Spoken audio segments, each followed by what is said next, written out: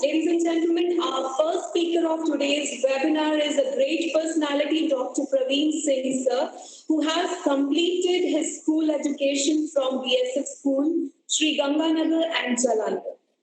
He completed his higher education from Lakshmi Bai National Institute of Physical Education, Gwalior. He has published more than 24 research papers and presented more than 100 research papers in the national and international conferences. हमारे लिए गर्व की बात है कि हमारे बीच मौजूद है ऐसी शख्सियत जिन्हें 3 राष्ट्रीय एवं 2 राज्य पुरस्कारों से सम्मानित किया गया है। इन राष्ट्रीय पुरस्कारों में पहला है नेशनल क्रीडा श्री इन arm wrestling 2012, second Sports Organizing Award by National Sports Association in 2014. The third is National Sports and Fitness Board Award recently. He is the president of UP All India Council of Physical Education. He is Secretary General of 2 state associations, that is UP Arm Wrestling Association and UP American Football Association. Apart from this, he is a mentor of so many international players in arm wrestling, American football, boxing, judo wrestling, wushu, etc. So thank you for joining us, sir, and gracing this event. Over to you, sir.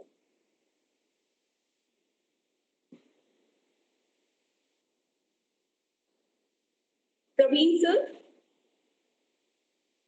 Wrestling 2012. Thank you, ma'am. और सभी जो हमारे आज के participants हैं इस webinar के, उनका स्वागत है इस वेबिनार में।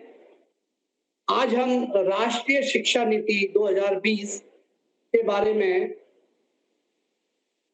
थोड़ा सा जानकारी देने की मैं कोशिश करूंगा। जितना आप ग्रैब कर सकते हैं कोशिश करिए। जो अगर आपको समझ में नहीं आए तो आप मुझे मैसेज कर सकते हैं, जिसका कि हम रिप्लाई आपको करेंगे।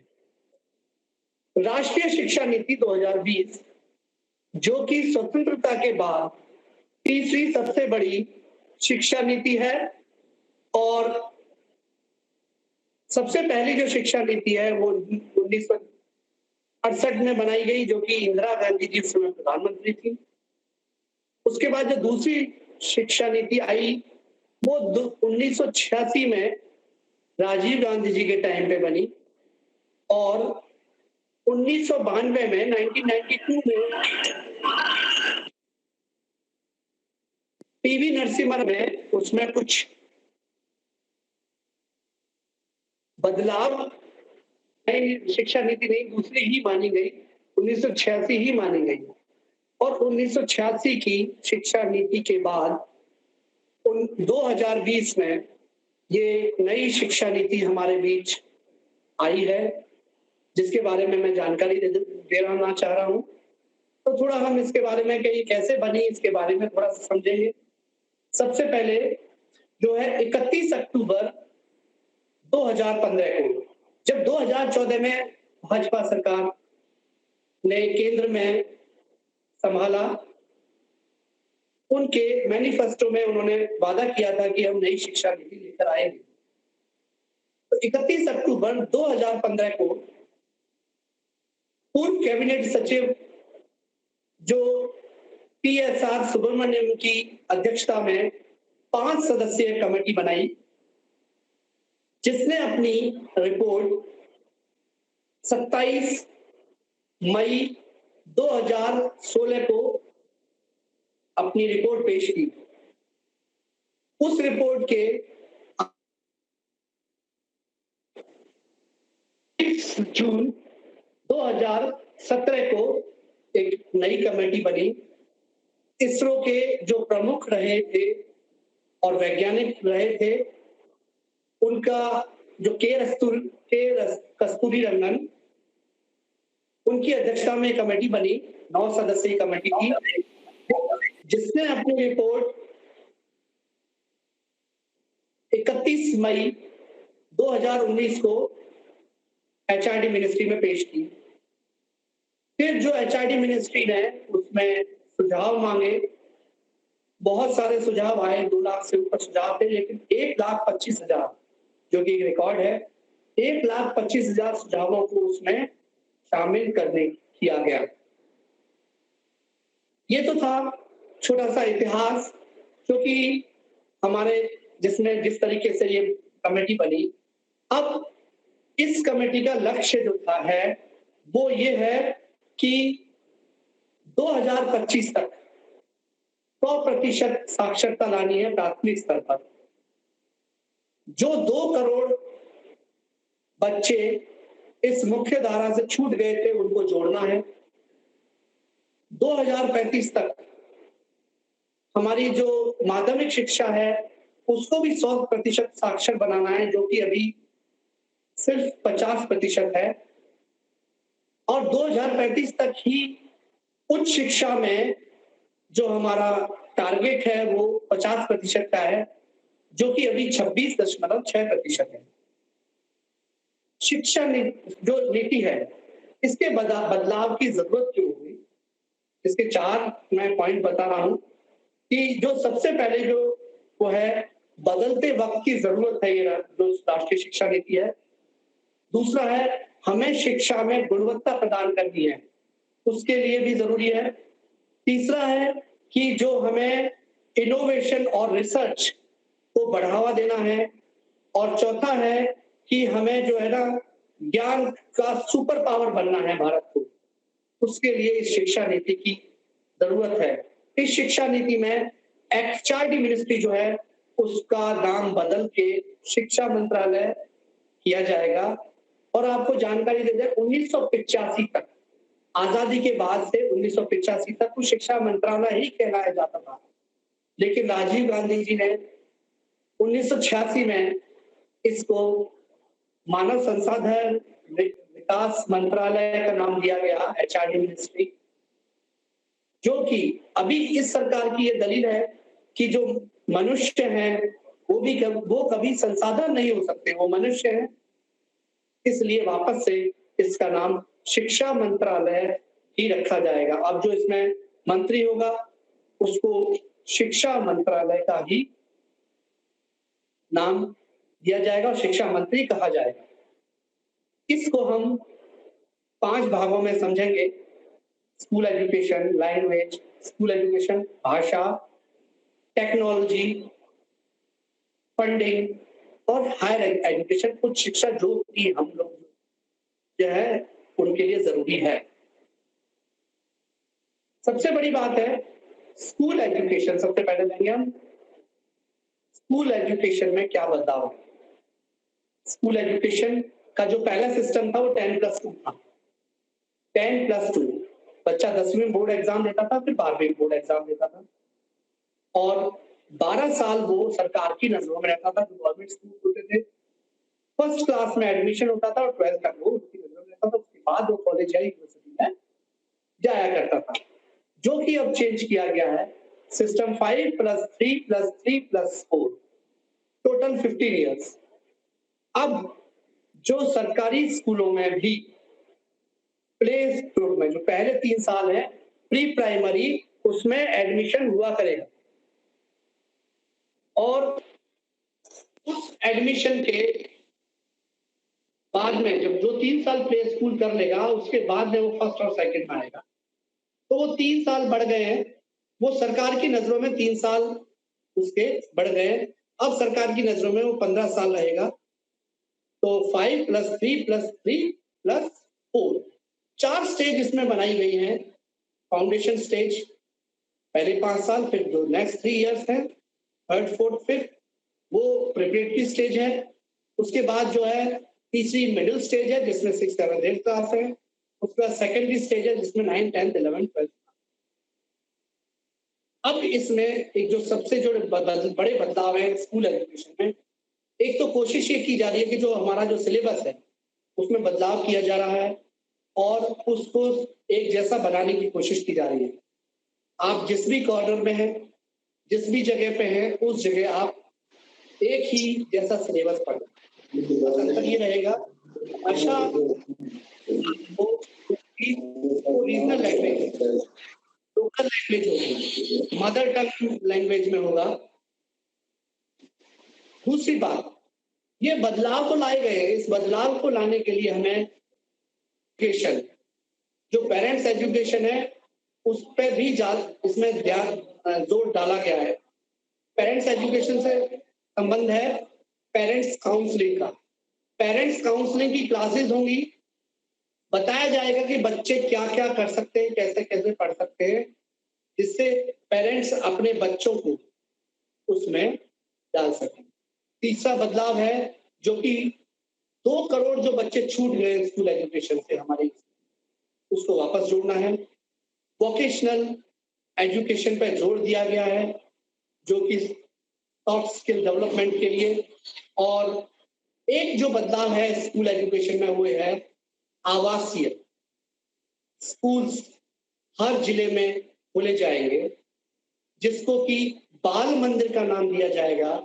उस बाल मंदिर जो छात्रावास होंगे उसमें बच्चों के करियर से रिलेटेड, गेम्स से रिलेटेड, उनके जो हॉबीज है उनसे रिलेटेड, जिनको कि अब अभी हम आगे पढ़ेंगे, आगे समझेंगे उस चीज को, जिनको कि हमने मुख्य धारा में शामिल किया है, मुख्य सब्जेक्ट्स में शामिल किया है, उनकी भी ट्रेनिंग दी जाएगी। अब आते हैं हम बेसिक में। ये जो 4 स्टेज है, फाउंडेशन स्टेज जो पहली है प्री प्राइमरी, जो कि क्लास प्ले स्कूल टाइप में है। बच्चे स्कूल आएंगे, खेलेंगे कूदेंगे और खेल के माध्यम से कुछ कुछ चीजें समझेंगे। जैसे मैं एक एग्जांपल दे रहा हूँ, जैसे सीढ़ी चढ़ना है, वहां पे सीढ़ियां बनी होंगी और सीढ़ियों पे नंबर लिखा हुआ है 1 2 3 4। जैसे जैसे बच्चा ऊपर चढ़ेगा सीढ़ी, बताएगा कि मैं आज 1 स्टेप चढ़ा, 2 स्टेप चढ़ा, 3 स्टेप चढ़ा। खेल के माध्यम से उनको शिक्षा दी जाएगी, कोई बर्डन नहीं दिया जाएगा, बैगलेस स्टडी होगी, कोई एग्जाम नहीं होगा और बच्चे सीखेंगे, स्कूल जाना सीखेंगे। स्कूल जाने का जो डर अभी बच्चों में है, उस डर को दूर किए जाने की कोशिश करेंगे। फिर आएगी क्लास 1 एंड 2। क्लास 1 एंड 2 में जो एजुकेशन होगी वो भी खेल के माध्यम से ही ज्यादातर होगी और उनको खेल के माध्यम से ही पढ़ाया जाएगा। पर उसमें क्लास 1 एंड 2 में पूरा क्लास में ले जाना शुरू किया जाएगा और साथ में हमारी जो कुछ बोलने की, स्पीकिंग एंड राइटिंग स्किल्स को डेवलप किया जाएगा क्लास 1 एंड 2। उसके बाद प्रिपरेटरी स्टेज होगी क्लास 3rd 4th 5th, तीसरी चौथी पांचवी कक्षा, जिसमें कि हमें राइटिंग और जो ये स्पीकिंग स्किल्स हैं उनको और ज्यादा डेवलप करने की कोशिश की जाएगी। भाषा, विज्ञान, इनका ज्ञान दिया जाएगा, उनके ज्ञान को और ज्यादा डेवलप करने की कोशिश की जाएगी। यहाँ पर बच्चे के छोटे छोटे एग्जाम्स शुरू होंगे। इसके बाद आता है middle stage. Middle stage 6th 7th 8th, जहां पे एक बहुत बड़ा बदलाव आएगा एजुकेशन में।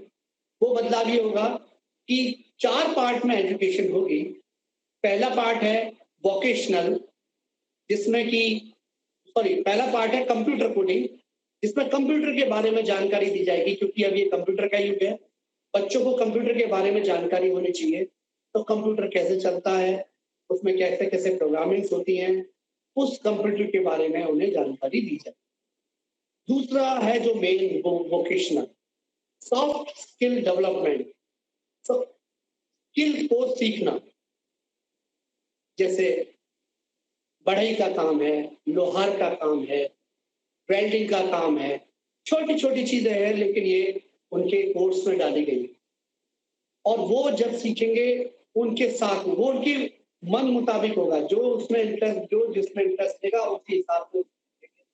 और उनकी जो इंटर्नशिप होगी वो एक कोऑपरेटर, बड़े कोऑपरेटर के यहाँ होगी, जहां पे बड़ी बड़ी जैसे फर्नीचर का काम, बढ़ई का काम है, तो जहां फर्नीचर की फैक्ट्री है वहां ले जाकर बच्चों को इंटर्नशिप कराई जाएगी। मिनिमम 10 डेज वहां पे बच्चे सीखेंगे कि हमको कैसे कैसे बना ये बनते हैं फर्नीचर और कैसे इनकी मार्केटिंग होती है, कैसे क्या होता है, वो सब चीजें वो वहां पे सीखेंगे। ये 6 से ये शुरू हो जाएगा। 3 क्लास से, और जो स्टडी अब प्रोजेक्ट बेस्ड होगी। इसके बाद में कुछ सब्जेक्ट्स होंगे। सब्जेक्ट्स में भाषा होगी, तीसरा पार्ट भाषा का है।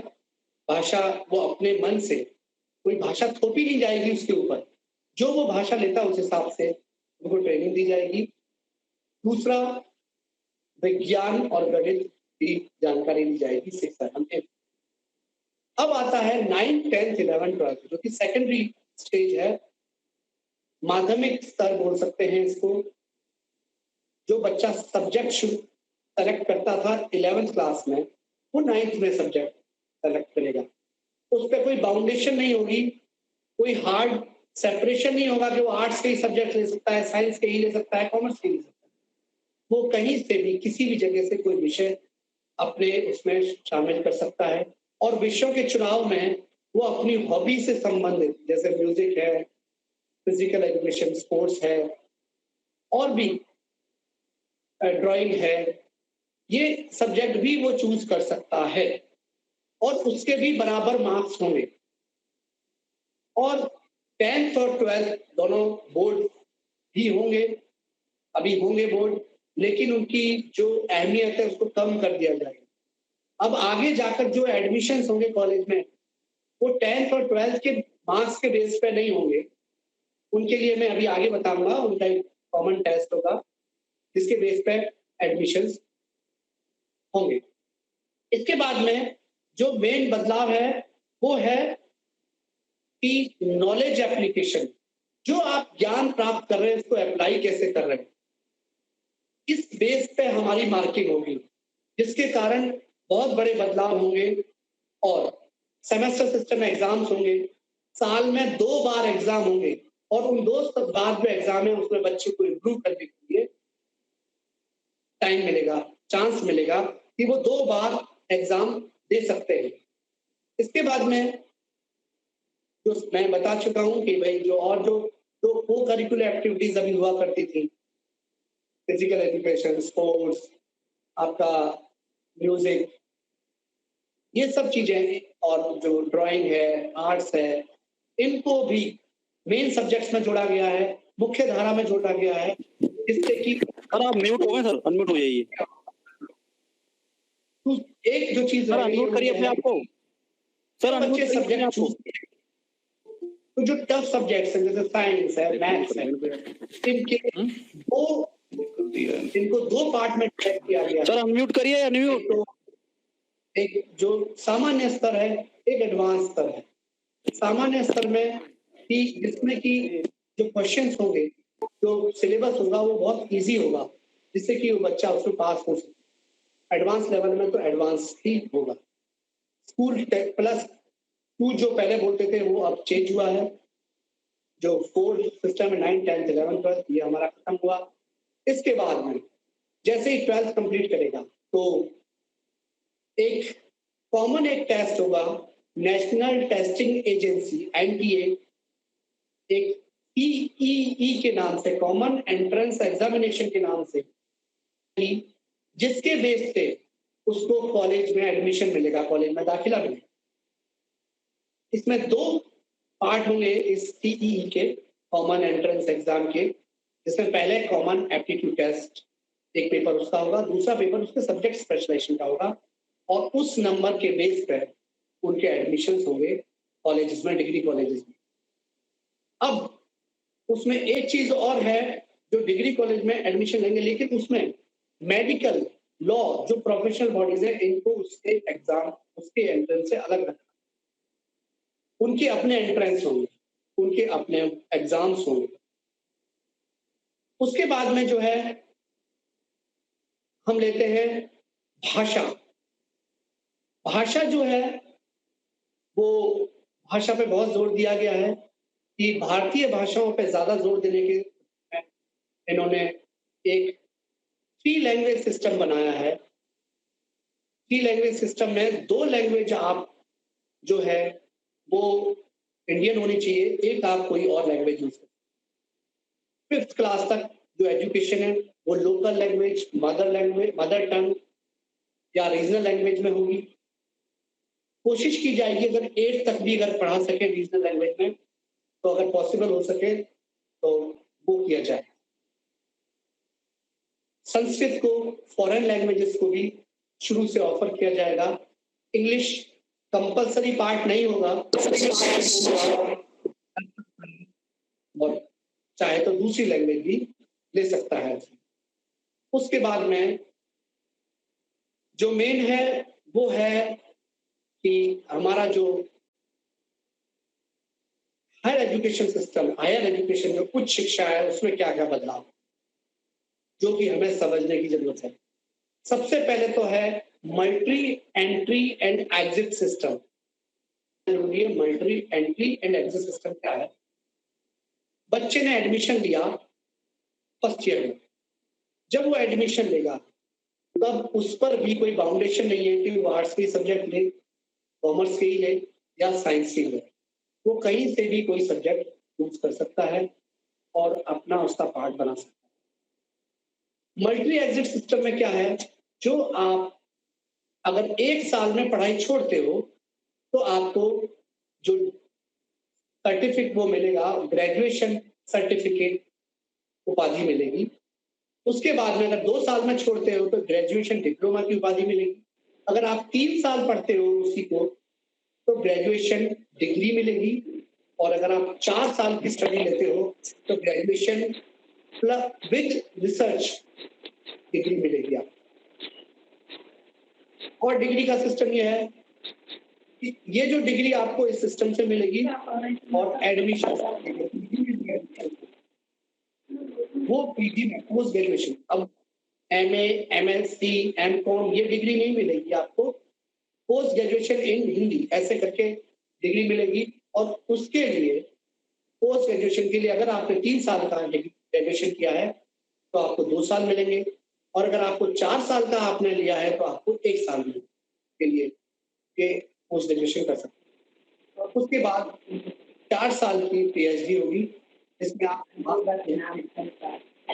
पोस्ट ग्रेजुएशन के बाद आप पीएचडी में एडमिशन ले सकते हैं। उसका भी जो मानक तैयार हो रहे हैं पीएचडी के, ग्रेजुएशन हो ही गया हमारा। अब है जो सबसे बड़ी बात, मल्टी डिसिप्लिनरी केंद्र खोले जाएंगे, एजुकेशन सिस्टम तैयार होगा। कॉलेजेस जो पहले कॉमर्स नाम से थे, साइंस के कॉलेज के नाम से थे, वो अब चेंज किए जाएंगे। उनमें हर सब्जेक्ट डाला जाएगा, मल्टी डिसिप्लिनरी कॉलेजेस खोले जाएंगे।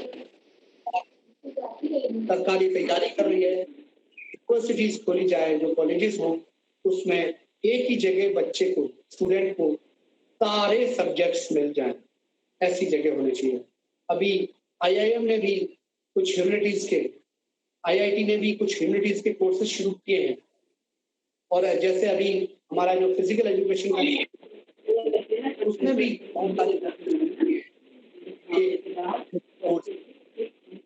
MA in sports, BA in physical education, इस तरीके के बीए इन योगा, एमए इन योगा, इस तरीके से भी सब्जेक्ट शुरू होंगे। और वो multi disciplinary colleges, multi disciplinary जो यूनिवर्सिटीज है वो खोली जाएंगी।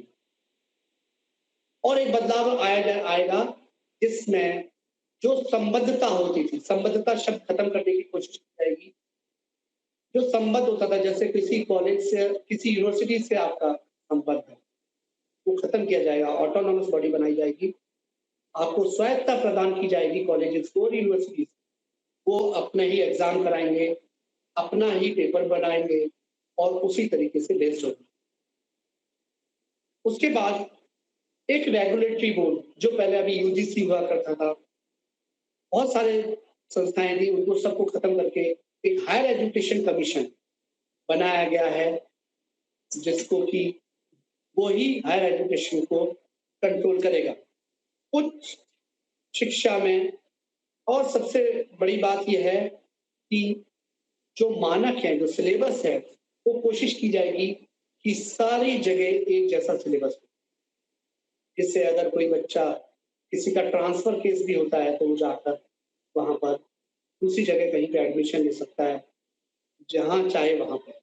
दूसरा, जो हमारा जो मल्टी एग्जिट सिस्टम था, जिसमें अगर 1 साल जो छोड़ गया था, 2 साल बाद छोड़ गया था, जिसको सर्टिफिकेट या डिप्लोमा मिल गया था, उसको ग्रेजुएशन की जरूरत पड़ती है 10 साल बाद। तो जो उसने सर्टिफिकेट कोर्स या डिप्लोमा कोर्स किया था, वो उसके क्रेडिट में शामिल हो जाएगा और वो क्रेडिट उसका 10 साल बाद भी काम आएगा। अगर उसको ग्रेजुएशन करनी है तो वो उसको फर्स्ट ईयर से एडमिशन नहीं लेना पड़ेगा, वो 2 साल के बाद डायरेक्ट थर्ड ईयर में एडमिशन ले सकेगा।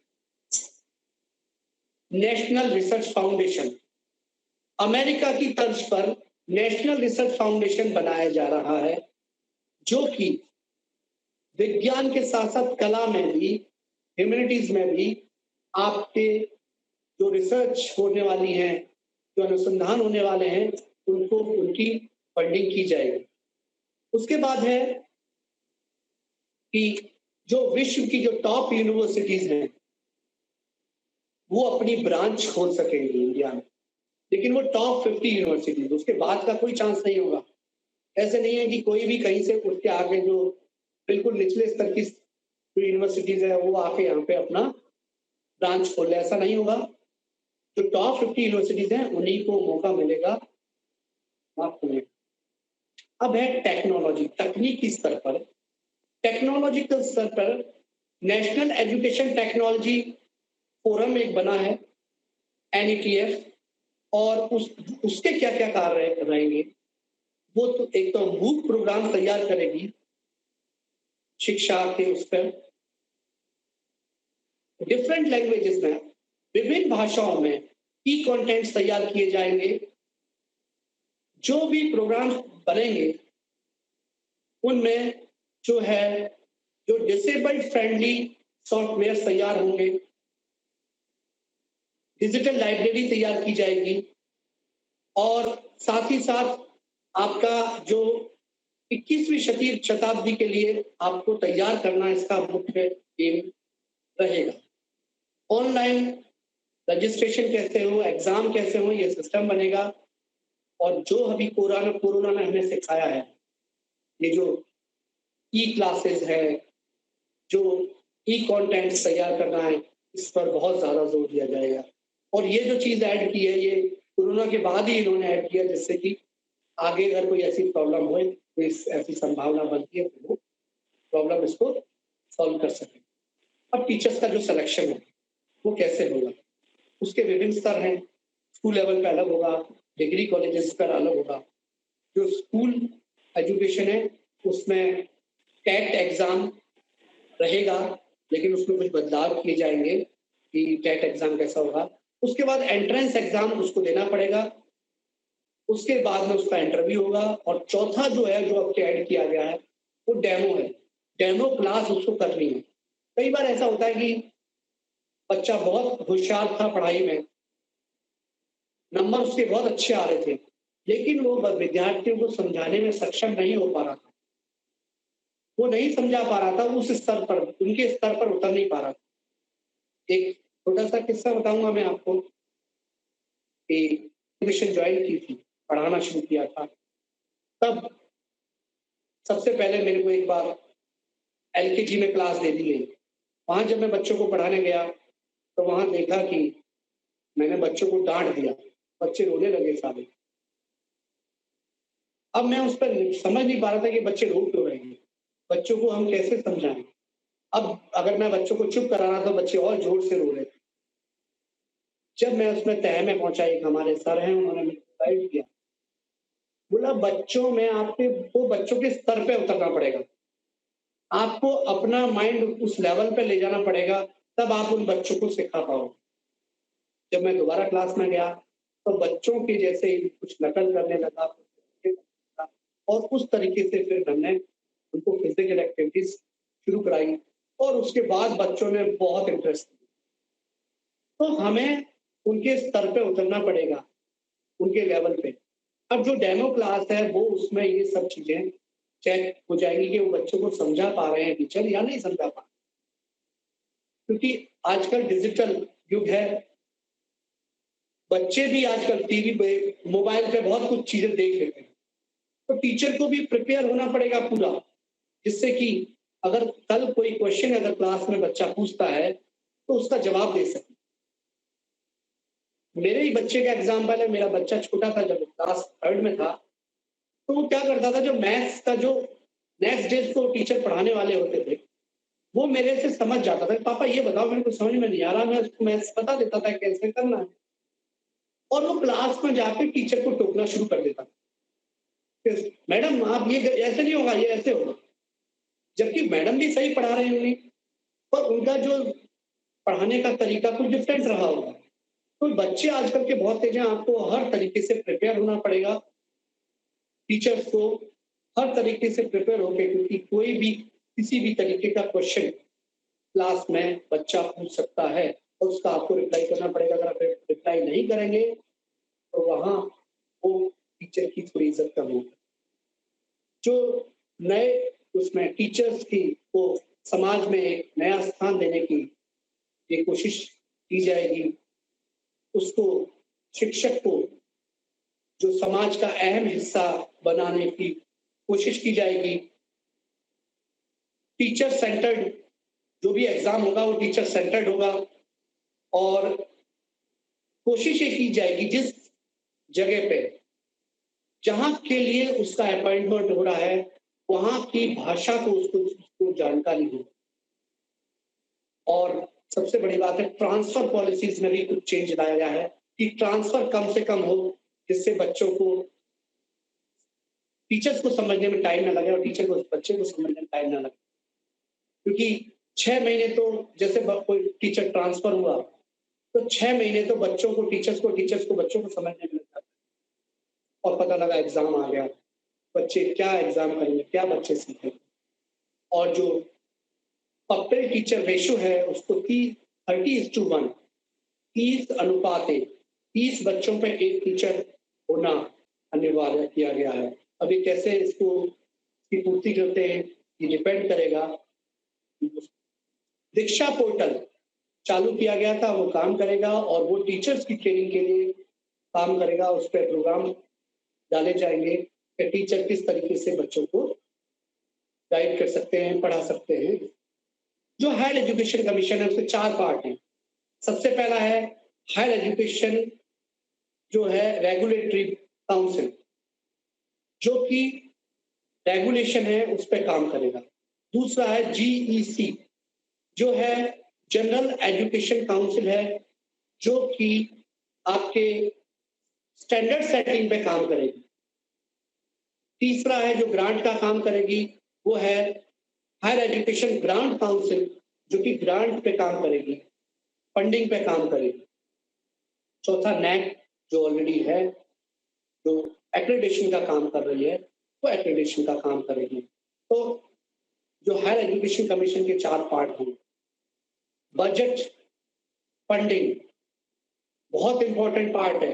इतना सब हमने बढ़ा दिया, वो करिकुलर एक्टिविटीज के पार्ट को मेन सब्जेक्ट में शामिल कर लिया, अब इतने टीचर्स अपॉइंट करने पड़ेंगे, इतना खर्चा कहाँ से आएगा? तो जीडीपी का 6% एजुकेशन के लिए रखा गया है, जो कि अभी तक 4.43% हुआ करता था, और 4.43 भी खर्च नहीं करते थे, सिर्फ 3% उस पर खर्च होता था, 2.5 से 3%, बाकी बचाने की कोशिश की जाती थी। वो 6% जीडीपी में रखा गया है।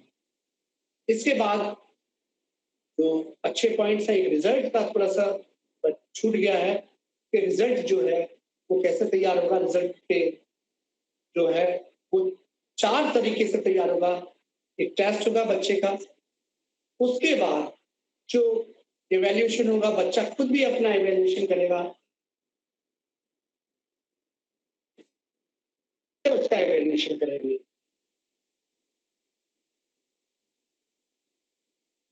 के लिए परख नाम की एक संस्था है, वो काम करेगी, जो इसके लिए एक स्टैंडर्ड सेट करेगी।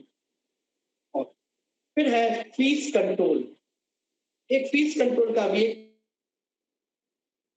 की जाएगी। तो प्राइवेट यूनिवर्सिटी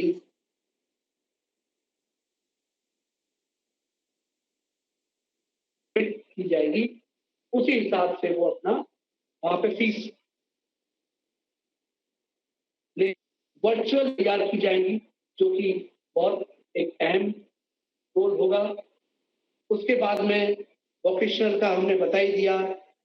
और सबसे बड़ी बात जो है कमी, थोड़ी सी क्रिटिसिज्म है इसके कि कुछ की एक तो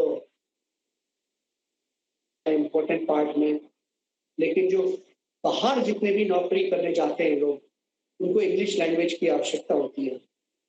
दूसरा कि मैंडेटरी वर्ड है, जो मैंडेटरी वर्ड है इसमें मतलब है कि राज्य इसको किस तरीके से शामिल करें या ना करें, कितना करें, वो कोई तय।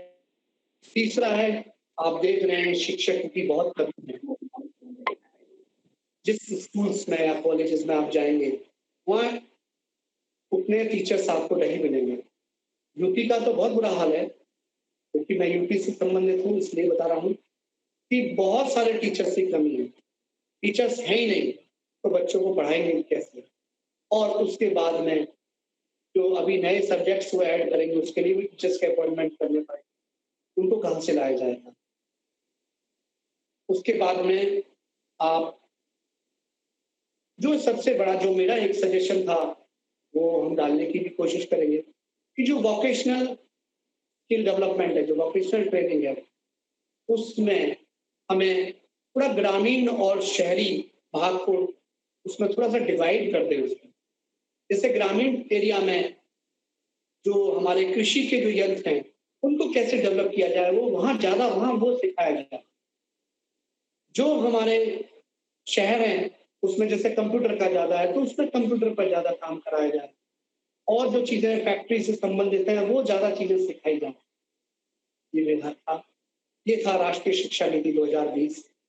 और इसी के साथ मैं यहाँ अपने वाणी को विराम दे रहा हूँ और सभी का को मेरी तरफ से बहुत बहुत धन्यवाद, क्योंकि आपने पेशेंस मुझे सुना।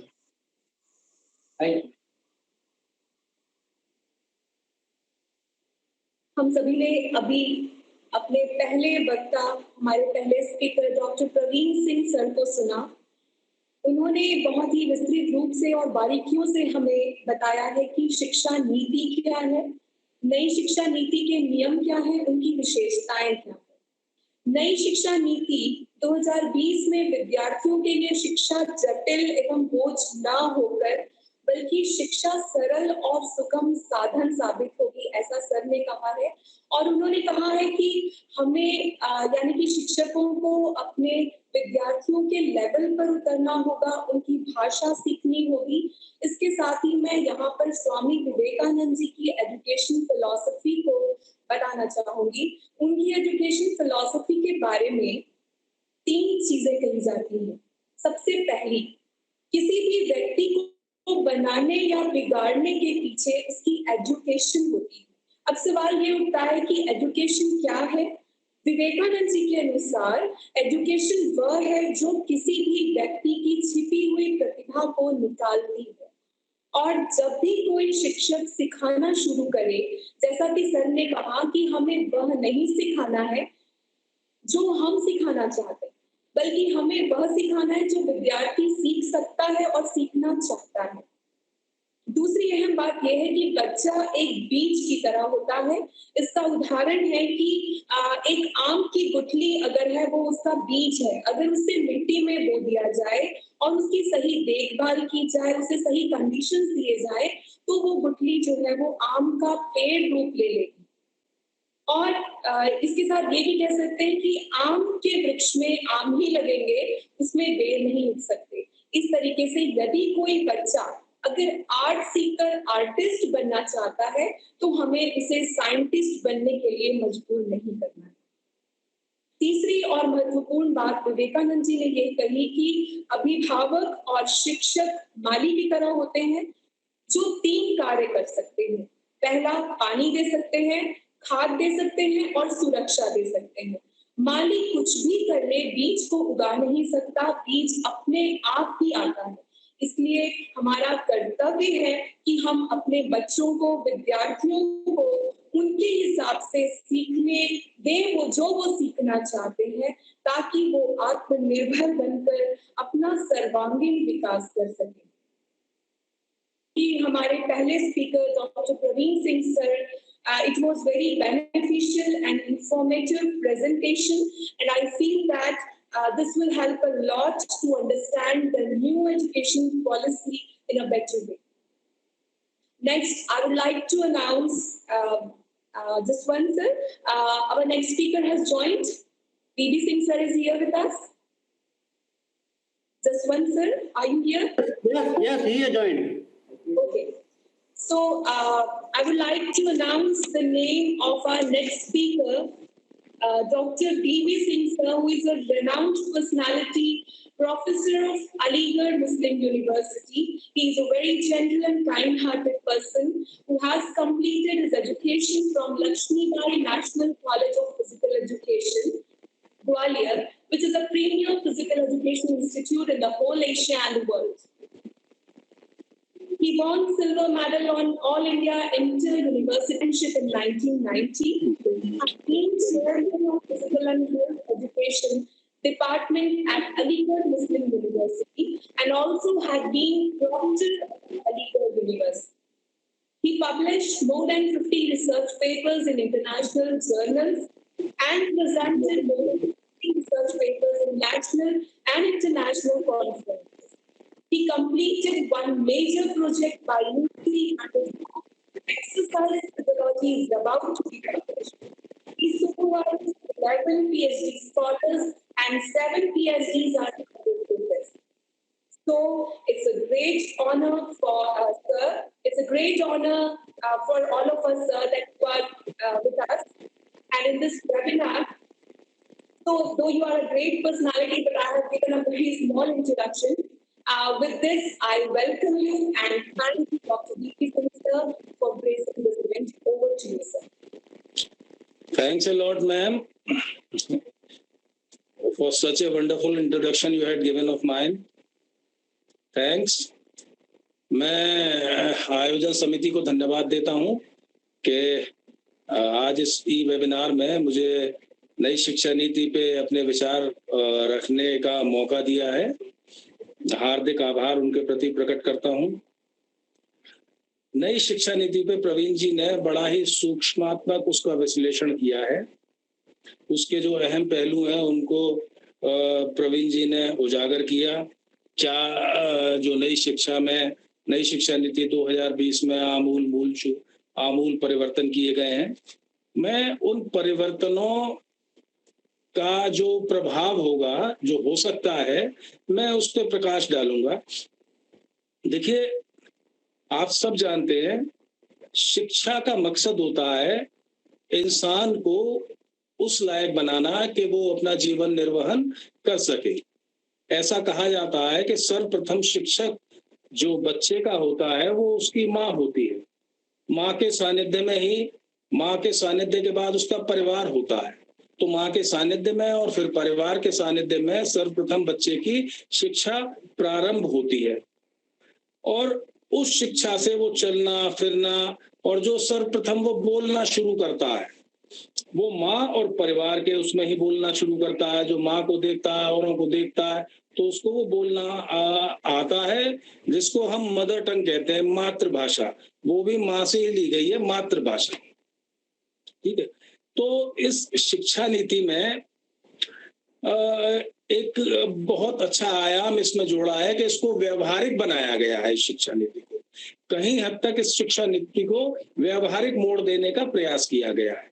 देखिए, पूर्व की शिक्षा नीतियों में ये था कि हम बहुत सारे सब्जेक्ट्स को पढ़ते थे जिनका के एक वक्त बाद हमारे जीवन में कोई उपयोग नहीं रहता था। जैसे अब कोई डॉक्टर बन जाए और उसने कालांतर में कोई ऐसा विषय पढ़ा हो जिसका आज उसको कोई जरूरत नहीं है। और कई बार क्या है, जैसे एमए किसी ने कर लिया ज्योग्राफी में या इंग्लिश में या हिंदी में या किसी भी सब्जेक्ट में उसने किया एमए, लेकिन उसे अगर नौकरी नहीं मिली तो इस शिक्षा के साथ में उसके पास कोई ऐसा हुनर नहीं था कि इस शिक्षा के अलावा वो उस हुनर से अपना जीवन यापन कर सके। तो इस शिक्षा नीति में व्यवहार को लाने की एक भरपूर प्रयास किया गया है। और देखिए एक और बात है कि शिक्षा नीति का क्रियान्वयन सितंबर अक्टूबर तक हो जाना था, लेकिन कोविड प्रयास के तहत उसका क्रियान्वयन नहीं हो पाया। तो क्रियान्वयन के बाद ही मालूम पड़ता है कि ये शिक्षा नीति कितनी व्यवहारिक है, इसका लागू होना। देखिए एक और चीज है, शिक्षा नीति बनाना, आइडियल शिक्षा नीति हम बना सकते हैं, लेकिन उसका लागू करना, जो मौजूदा इंफ्रास्ट्रक्चर है, जो मौजूदा ह्यूमन रिसोर्स स्ट्रक्चर है हमारा एजुकेशन में सेक्टर में, उसके हिसाब से इस शिक्षा नीति को लागू करना एक मतलब इस पे भी एक प्रश्न है। तो अभी तो हमारे पास वक्त है, सरकार के पास वक्त है कि कोविड-19 अभी चल रहा है काल, होपफुली ये सितंबर अक्टूबर में क्या आने वाले जनवरी तक में लागू नहीं हो पाएगा, तो इसके विषम पहलुओं पे ध्यान देके इसके जो लागू करने में व्यवहारिक पहलू में उन पे भी ध्यान दिया जाए। तो जो इस शिक्षा नीति में एक मूल परिवर्तन लाया गया, वो इंस्टेड ऑफ 10+2 5+3+3+4, अब इसको आप जानते हैं आंगनवाड़ी में 3 साल जो प्री स्कूल होता था, नर्सरी, एलकेजी, और उसके बाद बच्चा फर्स्ट सेकंड में आता था, उसमें आंगनवाड़ी में जो एलकेजी, नर्सरी और यूकेजी होंगे वो आंगनवाड़ी के 3 साल हो गए, और पहली और दूसरी क्लास इस शिक्षा नीति के तहत फाउंडेशनल स्टेज में आ गई। ठीक है, उसके बाद तीसरा, चौथा, पांचवा ये प्राइमरी स्टेज में प्रिपरेटरी पीरियड में हो गया। ठीक है, छठा, सातवां, आठवां प्राइमरी में हो गया, और फिर सेकेंडरी 9वीं, 10वीं और 11वीं, 12वीं जो कि 4 की है।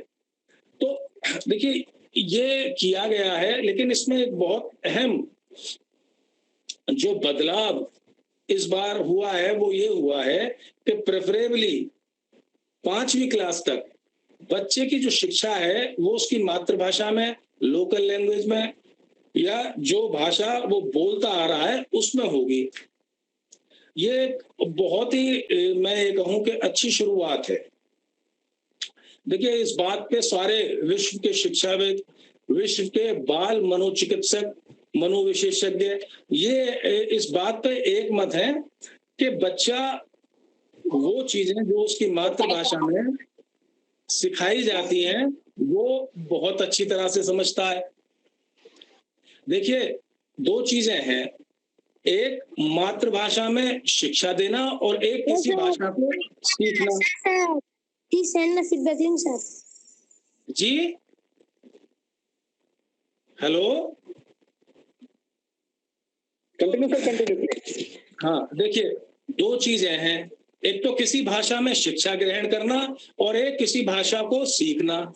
तो यहाँ पे बहुत सारे लोग ये कंफ्यूज हो रहे हैं कि जैसे कुछ लोग कहते हैं कि भाई अंग्रेजी ही जो एक वो है जो विश्व में से जो ज्ञान आ रहा है वो एक झरोका है, बिना अंग्रेजी के जो विश्व का महान ज्ञान है, जो विश्व के महानतम वैज्ञानिकों द्वारा खोज की गई है, वो हिंदुस्तान के जनमानस तक नहीं पहुंच पाएंगी। वो अंग्रेजी को ये माध्यम मानते हैं। ठीक है, लेकिन देखिए इस शिक्षा नीति में अंग्रेजी की महत्ता को कम नहीं किया गया है।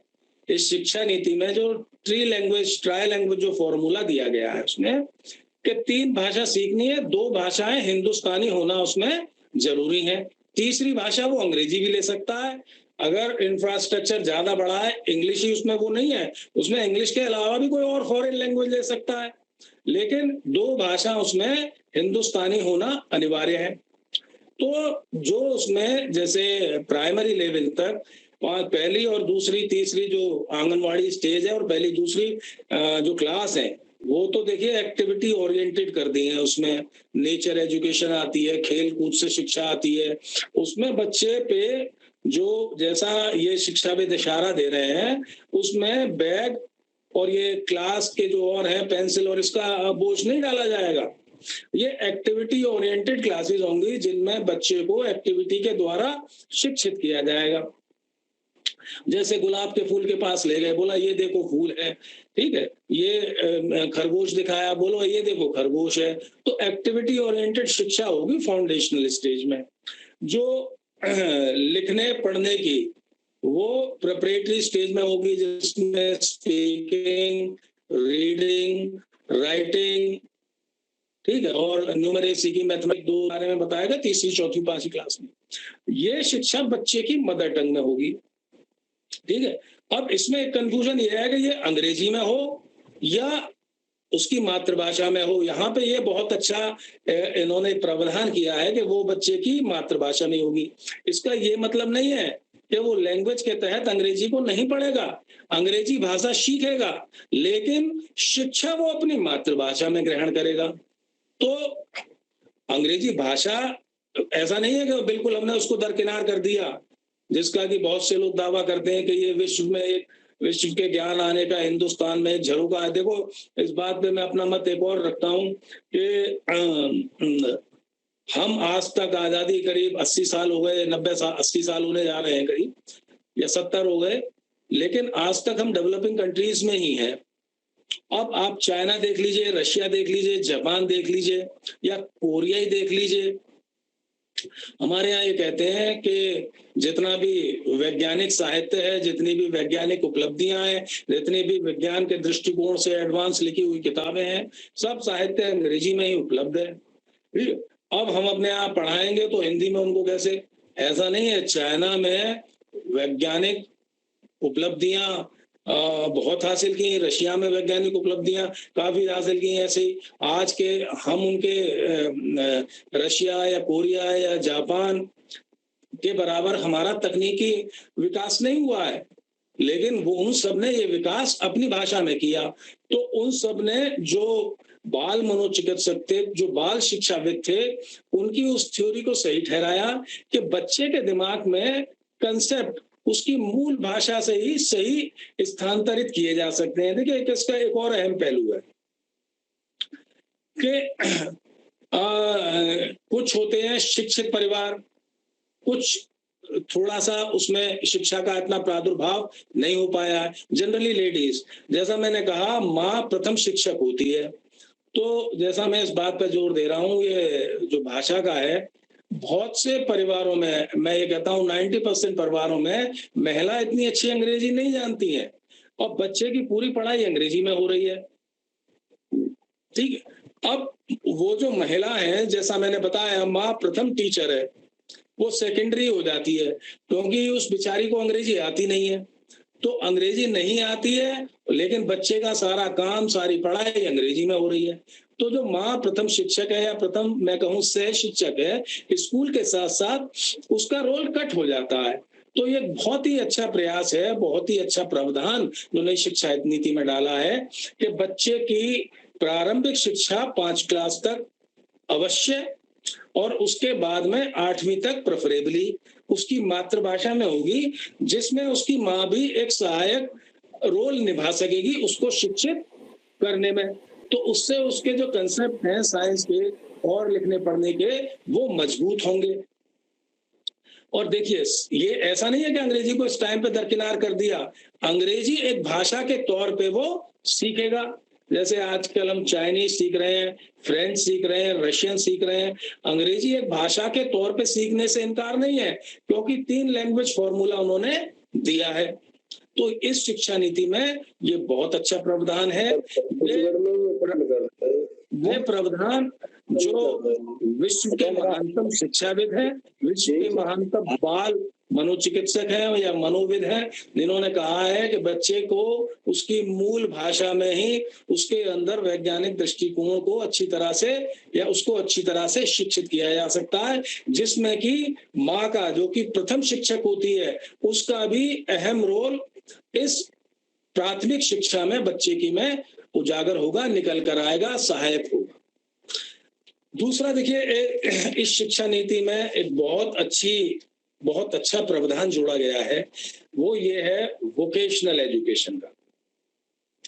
देखिए, जैसा मैंने कहा कि किसी ने पूरी शिक्षा प्राप्त कर ली, ठीक है। देखिए, कुछ तो हमारे यहाँ 2 श्रेणी में कोर्सेज विभक्त हैं।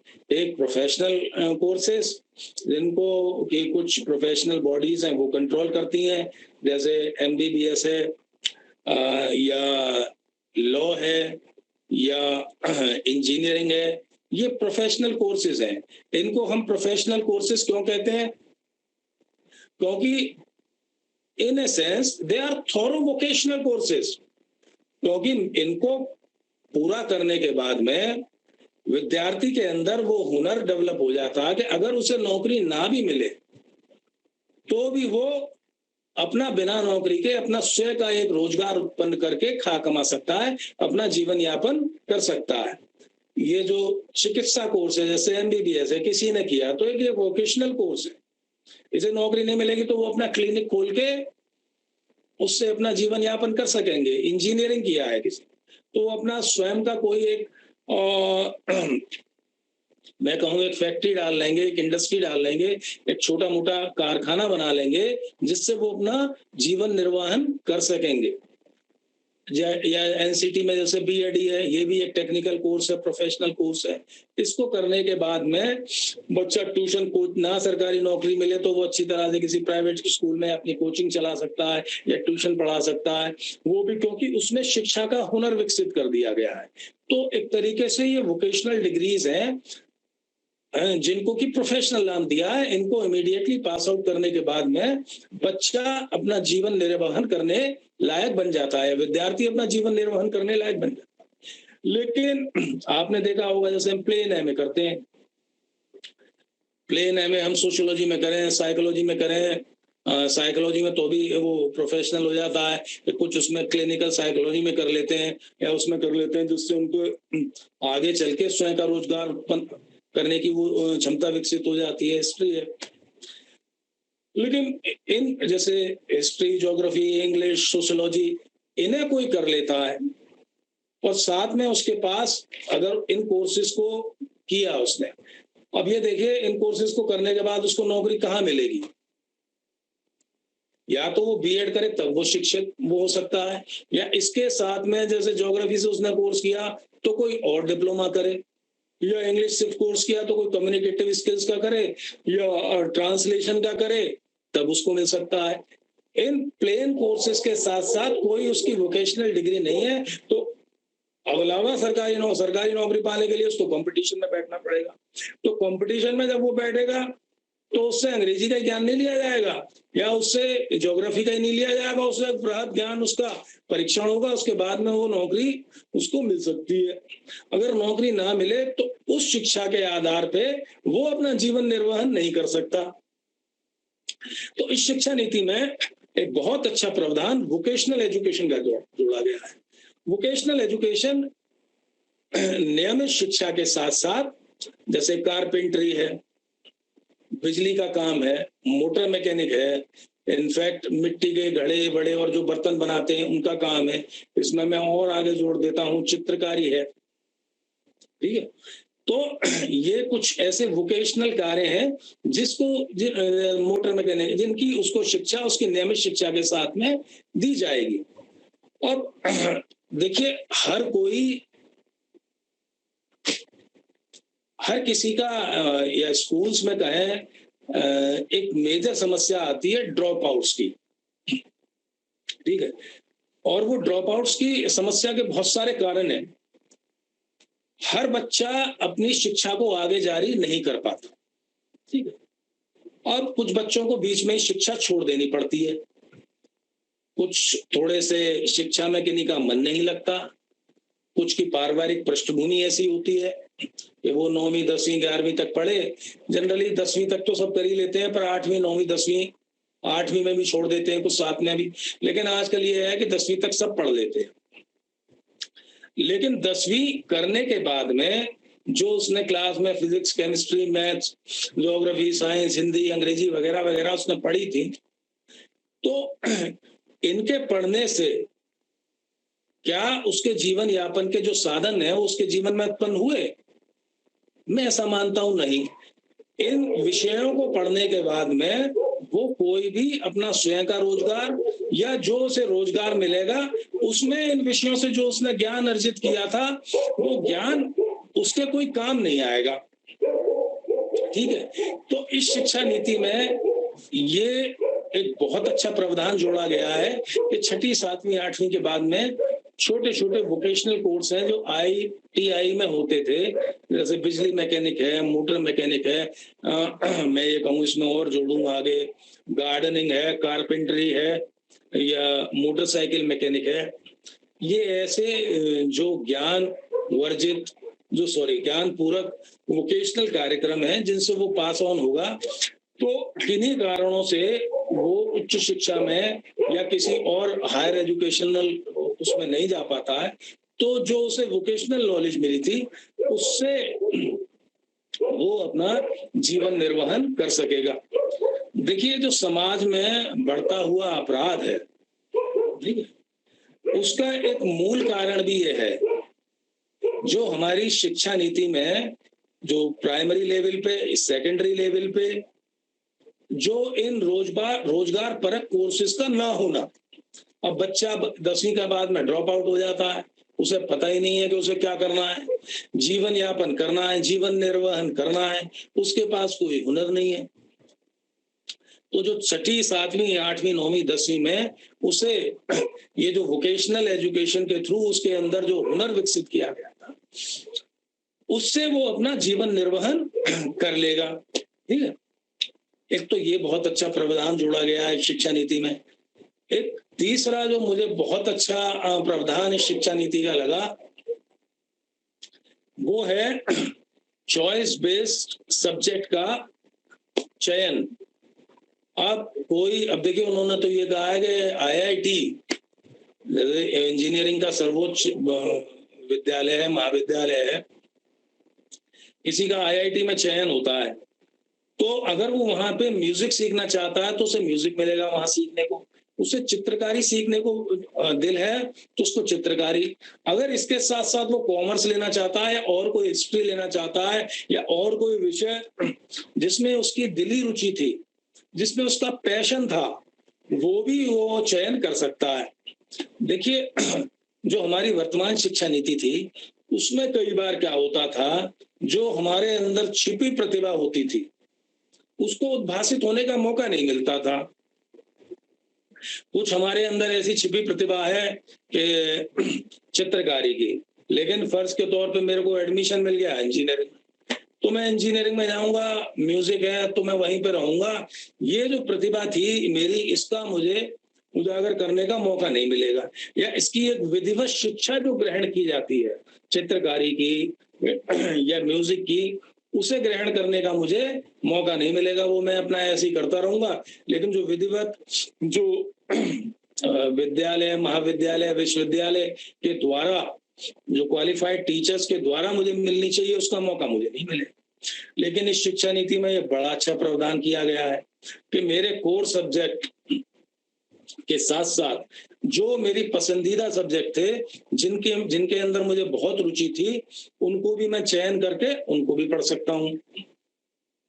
देखिए, कई बार ऐसा होता है कि हम बहुत सारी चीजें पढ़ते हैं, कई मजबूरियां होती हैं, माँ बाप का प्रेशर होता है, पीयर, और हम समाज में देखते हैं कि भाई इन विषयों को पढ़ के ही हमारा सामाजिक उत्थान हो सकता है, इन विषयों को पढ़ के ही हम जिंदगी में ऊपर जा सकते हैं। तो जो हमें पसंद होते हैं सब्जेक्ट, हम उनको ना पढ़ के, उनको ना चयन करके अपने अंदर जो प्रतिभा छुपी हुई थी उसकी कुर्बानी देते हैं और उधर चले जाते हैं। ठीक है, अब उससे क्या होता है कि हो सकता है जो हमारे अंदर छिपी प्रतिभा थी, हम उसका आगे चल के एक विधिवत शिक्षा उसमें ग्रहण करके बहुत कुछ कमा सकते। मैंने जैसे पिछले अपने एक लेक्चर में कहा था कि मेरे अंदर संगीत का एक हिडन टैलेंट था, लेकिन मुझे उसकी विधिवत शिक्षा नहीं मिली क्योंकि मेरे विषय और थे। अगर मेरे को उसकी विधिवत शिक्षा मिलती तो हो सकता है मैं AR रहमान बन जाता या अन्नू मलिक बन जाता। ठीक है, साथ साथ में मैं इंजीनियर भी होता। तो इस शिक्षा नीति में ये बहुत अच्छा प्रावधान जोड़ा गया है कि जो व्यक्ति का पैशन है या जो बालक का पैशन है, जो उसके हृदय में छुपी हुई प्रतिभा है, और उस प्रतिभा के आधार पे जो उसका इंटरेस्ट है, ठीक है, उस इंटरेस्ट के आधार का सब्जेक्ट भी वो अपने शिक्षक कार्यक्रम में ले सकेगा, अपने करिकुलम में ले सकेगा, ऐड कर सकेगा, जिसकी उसे विधिवत शिक्षा मिलेगी। तो इससे क्या हो सकता है, हो कि कभी उस विधिवत शिक्षा द्वारा जो उसके हृदय के अंदर छुपी हुई प्रतिभा है उसका उजागर हो, और जो उसने कोर सब्जेक्ट लिए थे उनमें ना वो कुछ कर पाए, तो जो उसके अंदर हिडन टैलेंट था, जो उसकी एक अनुवांशिक प्रतिभा थी, उसमें चल के आगे वो अपना नाम रोशन कर सके। देखिए, तो ये बड़ा अच्छा प्रावधान है। एक और अच्छा प्रावधान इसमें जो ये दिया है वो है मल्टीपल एग्जिट का, और ये क्रेडिट स्कोर का। देखिए मल्टीपल, पहले क्या था, अगर जैसे फर्स्ट ईयर में उसने एडमिशन लिया, फर्स्ट ईयर पास कर लिया, किसी कारणवश वो बेचारा फर्स्ट ईयर नहीं कर आगे नहीं पढ़ पाया, तो उसका जो एक साल उसने व्यतीत किया था वो बेकार हो गया। अब मैं चूंकि यूनिवर्सिटी में प्रोक्टोरियल टीम में रहा था, प्रॉक्टर था, तो मैंने ये पाया कि जो आपराधिक प्रवृत्ति समाज में जन्म लेती है या छात्रों में जन्म लेती है, उसका एक बहुत अहम कारण है किसी काम का ना होना। किसी कारणवश वो बीए करने, फर्स्ट ईयर करने के बाद में आगे उसे एडमिशन नहीं मिला, ड्रॉप आउट्स हो गई, अटेंडेंस शॉर्ट हो गई, या कोई फाइनेंशियल कारण रहा, या कोई बीमारी रही, या और किसी काम में वो हो गया। ठीक है, तो फिर वो कहाँ जाएगा? उसके पास कोई व्यावसायिक शिक्षा नहीं है, कोर्स से वो बाहर आ गया, उसके पास करने के लिए कुछ है नहीं, कोई ऐसा रोजगार का हुनर उसमें डेवलप हुआ नहीं है। ठीक है, तो जिससे वो अपना जीवन निर्वहन कर सके। तो जो उसके अंदर आपराधिक प्रवृत्ति थोड़ी बहुत भी होगी, वो उसको उजागर होने का मौका देगा, और ये समाज के लिए हानिकारक होता है। तो समाज को इस हानि से बचाने के लिए बड़ा अच्छा प्रावधान है कि मल्टीपल एग्जिट। फर्स्ट ईयर वो कर लेगा तो उसे सर्टिफिकेट, सेकंड ईयर डिप्लोमा, तीसरे साल में वो करेगा तो उसको डिग्री मिल जाएगी। एक और इसमें वो बहुत अच्छा प्रावधान जोड़ा गया है कि पहले था कि भाई 5 साल में आपको बीए पूरी करनी है और 3 साल में आपको एमए पूरी करनी है अपनी। और शिक्षा नीति में एक उन्होंने एकेडमिक बैंक बना दिया, जहां पे आपने जो भी कुछ किया है वो स्कोर होता रहेगा। अब उस स्टोर में जैसे आपने फर्स्ट ईयर कर लिया, आपके कुछ फाइनेंशियल हालात ऐसे नहीं थे कि आप आगे अपनी पढ़ाई जारी रख सकते, तो ये जो फर्स्ट ईयर है ये आपका बेकार नहीं जाएगा। आप 10 साल बाद भी, जैसा इसके मौजूदा प्रावधान फिलहाल है, आप अपनी सेकंड ईयर और थर्ड ईयर कर सकते हैं। मैं एक और चीज इस शिक्षा नीति में मेरा एक सुझाव था, वो मैं आप सबसे साझा करना चाहता हूँ। एक और हम सबके जीवन में एक बड़ा कई बार वो होता है, मलाल रहता है कि भाई बीए में मेरी परसेंटेज फर्स्ट ईयर में कम रह गई थी, सेकंड ईयर में कम रह गई थी, या एमए में मेरे 65% नहीं थे, या इस सब्जेक्ट में मेरे इतने परसेंटेज नहीं थे। तो ये होना चाहिए कि किसी भी जीवन के काल में, मैं तो ये कहता हूं पोस्ट रिटायरमेंट काल में, क्योंकि शिक्षा, जैसा शिक्षा के बारे में ये कहा जाता है कि मनुष्य की शिक्षा उसके जन्म से शुरू होती है और मृत्यु पर उसका अंत होता है। मनुष्य शिक्षा लेना कभी बंद नहीं करता, जन्म लेते ही वो शिक्षा लेना शुरू कर देता है और उसका अंत जो है उसकी मृत्यु तक होता है। तो जीवन के किसी भी पड़ाव पे वो ये सोचता है कि मेरे एमए में साइकोलॉजी में या हिस्ट्री में या इंग्लिश में नंबर कम रह गए थे उस सब्जेक्ट में, तो ये प्रावधान होना चाहिए कि वो अपने नंबरों को बढ़वाने के, इम्प्रूवमेंट हम कहते थे। हमारे यहाँ 2 साल था कि भाई 2 साल या एक ही साल है, जैसे इस साल है इम्प्रूवमेंट जो है, एक सब्जेक्ट हम इम्प्रूवमेंट देना चाहते हैं तो एक ही साल तक है, लेकिन 1 साल गुजर जाए तो हम 2 साल पहले का इम्प्रूवमेंट नहीं दे सकते। तो जब इन्होंने क्रेडिट स्कोर बैंक बनाया है, एकेडमिक क्रेडिट बैंक बनाया है, तो एक ये भी प्रावधान उसमें कर दें कि जीवन के किसी भी काल में अगर हम पास्ट में अपनी डिग्री, डिप्लोमा, सर्टिफिकेट किसी भी उस पे हम अपने किसी भी उसको इम्प्रूव करना चाहते हैं, सुधार लाना चाहते हैं, तो ये अलाउ होना चाहिए कि हम बैक में अपने स्कोर को सुधार सकें।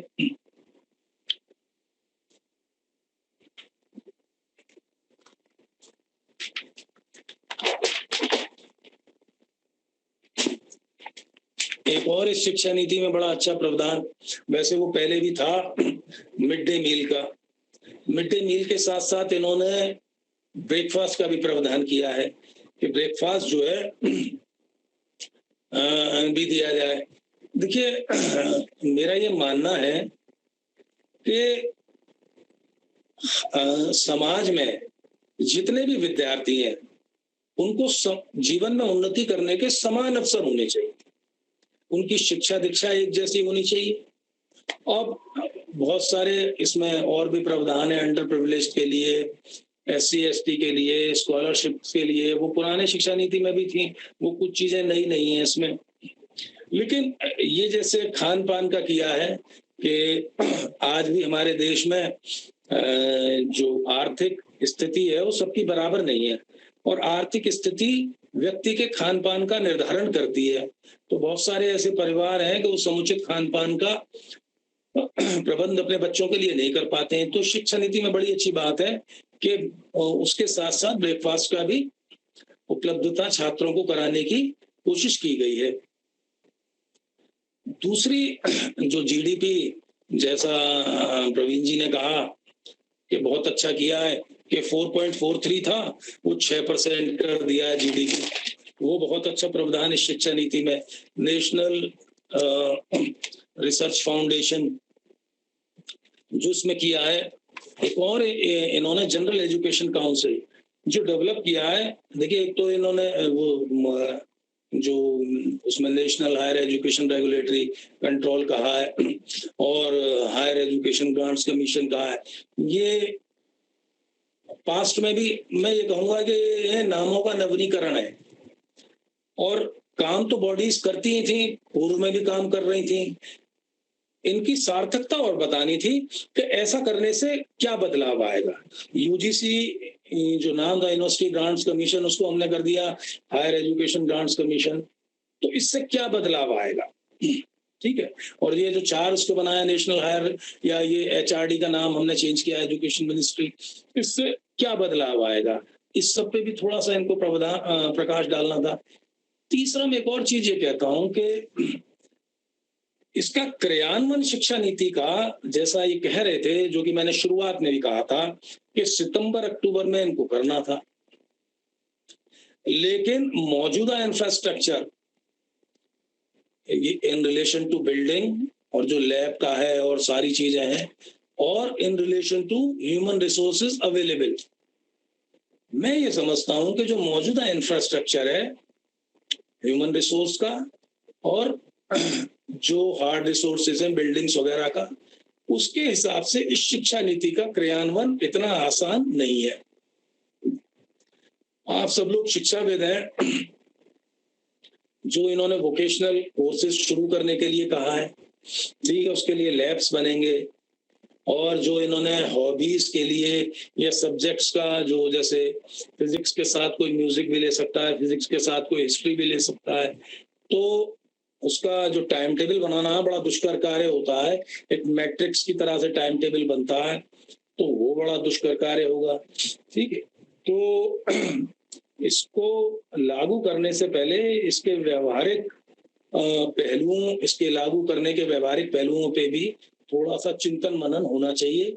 आप भी सोचें, हम भी सोचें, तब ये जो शिक्षा नीति है, जैसा मैंने शुरू में कहा था, ये काफी व्यवहारिक है। और मैं ये समझता हूं कि इस शिक्षा नीति या इस शिक्षा के बाद में व्यक्ति अधिक उन्नत होगा जीवन में, उसके जो जीवन के विभिन्न पहलू हैं वो भी अधिक उन्नत होंगे, और हमारे समाज को अत्यधिक लाभ होगा। ऐसा मेरा मानना है, ऐसा मेरा कथन है। इतना कह के मैं अपनी वाणी को विराम देता हूं। धन्यवाद।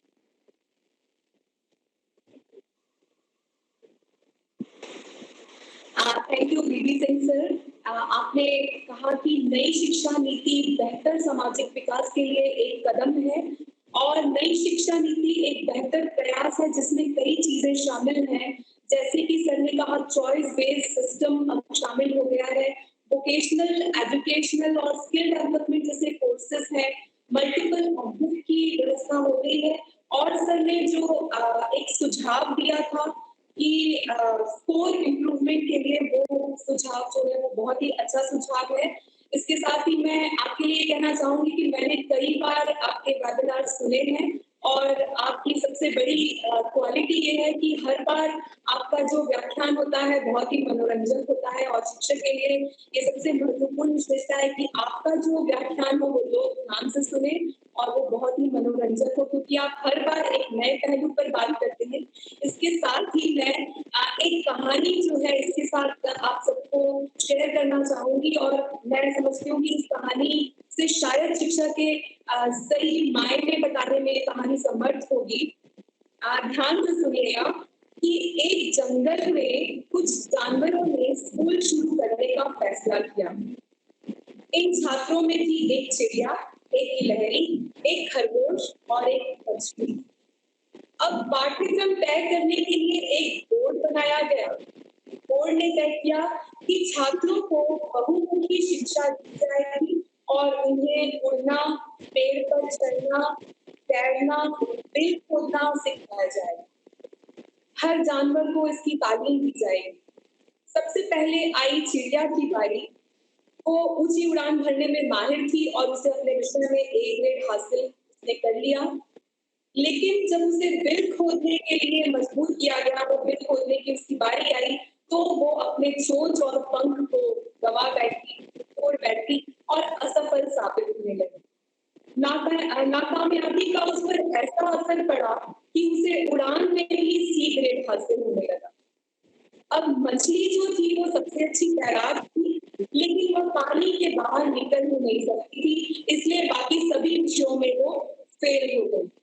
अब आई खरगोश की बारी।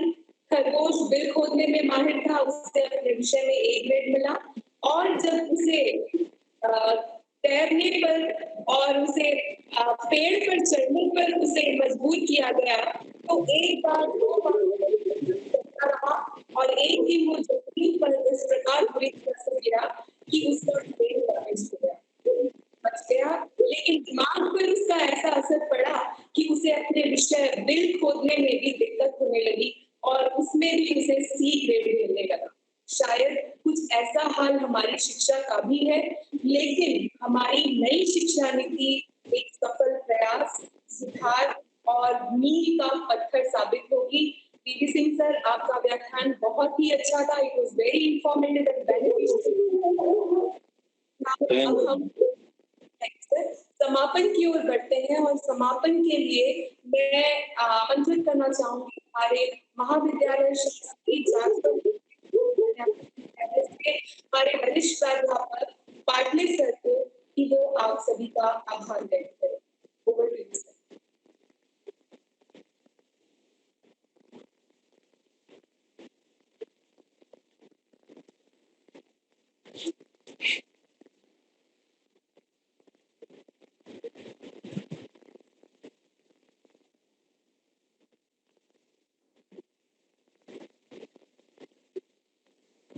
पाटले सर।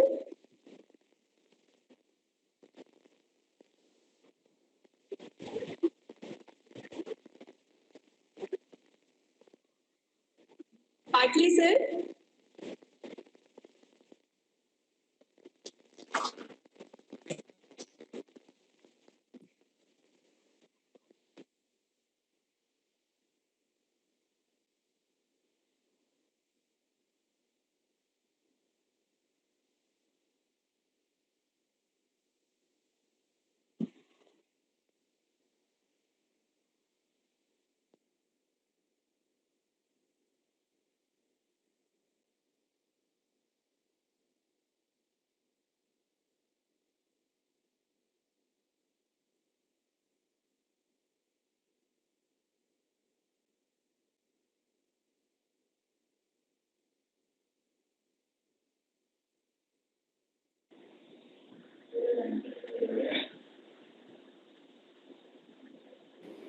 मैडम आप म्यूट हो गई हैं, अनम्यूट करिए।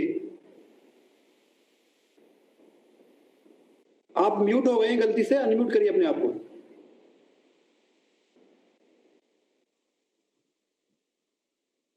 हेलो। ठीक है मैडम, ओके। माफी चाहूंगी। हेलो। हमारे हेलो। अरे हेलो, हाँ कौन मैम? नहीं यार, तो आएगा ना जी सर। हेलो हेलो, कौन मैम? हाँ हेलो। Sir Audible. हाँ बोलिए सर, आप आभार व्यक्त करिए। जी सर। सुन पा रहे हैं ना? ठीक। तो आज राष्ट्रीय शिक्षण में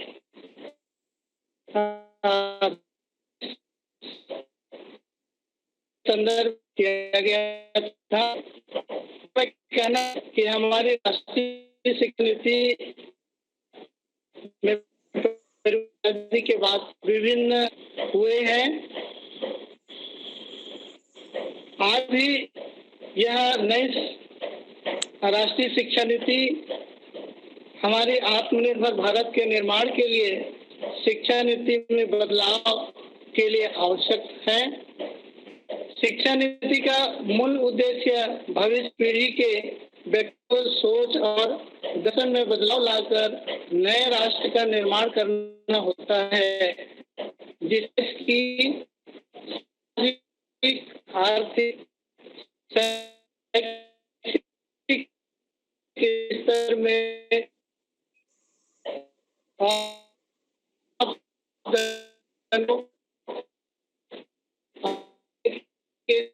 के लिए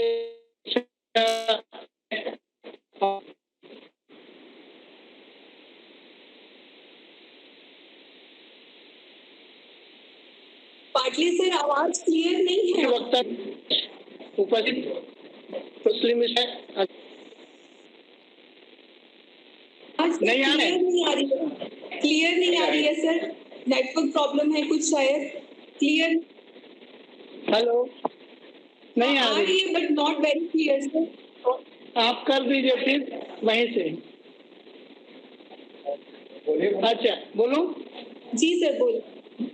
आज हमारे बीच मुख्य वक्ता के रूप में माननीय डॉक्टर ब्रिज सिंह, प्रोफेसर अलीगढ़ मुस्लिम विश्वविद्यालय अलीगढ़, और विशिष्ट वक्ता के रूप में नवीन कुमार सिंह,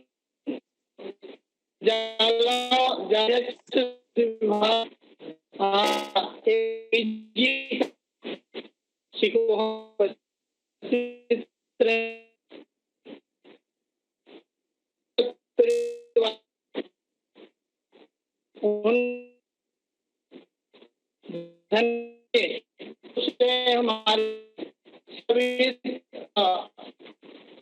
लाभान्वित हुए। उन्होंने नई पहलुओं पर, शिक्षा की व्यवस्था पर बहुत महत्वपूर्ण जानकारी प्रदान किए हैं। निश्चित ही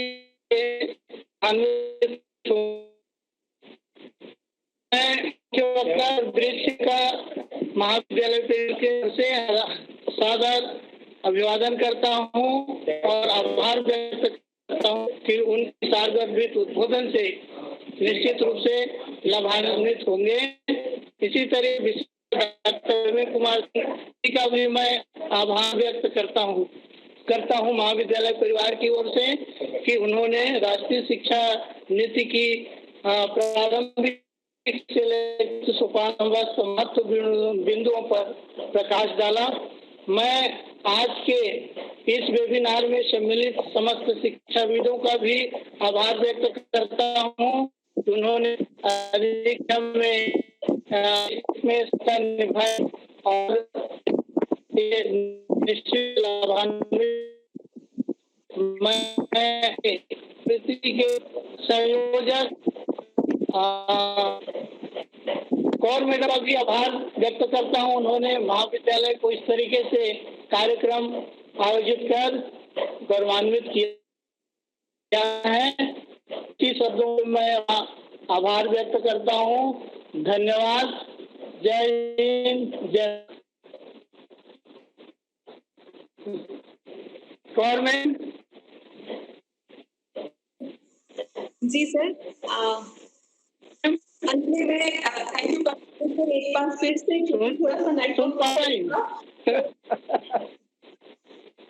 सर बहुत अच्छी लगता है, मैं आपको बता दूंगी, लेकिन आज क्योंकि नेटवर्क प्रॉब्लम है तो शायद आप उन्हें बहुत ध्यान से नहीं सुन पा रहे थे उनकी बातों को। मैं एक बार फिर अंत से तहे दिल से अपने स्पीकर्स डॉक्टर वीबी सिंह सर, प्रवीण सिंह जादौन सर, हमारे कॉलेज के महाविद्यालय के प्राध्यापकों का और विशेष रूप से हमारे principal doctor Dilip Shukla sir का, और सभी हमारे प्रोफेसर्स कॉलेजेस और हमारे स्कॉलर्स को वेबिनार में जुड़े हुए स्टूडेंट्स को आप सभी का तहे दिल से शुक्रिया अदा करती हूँ। जय हिंद।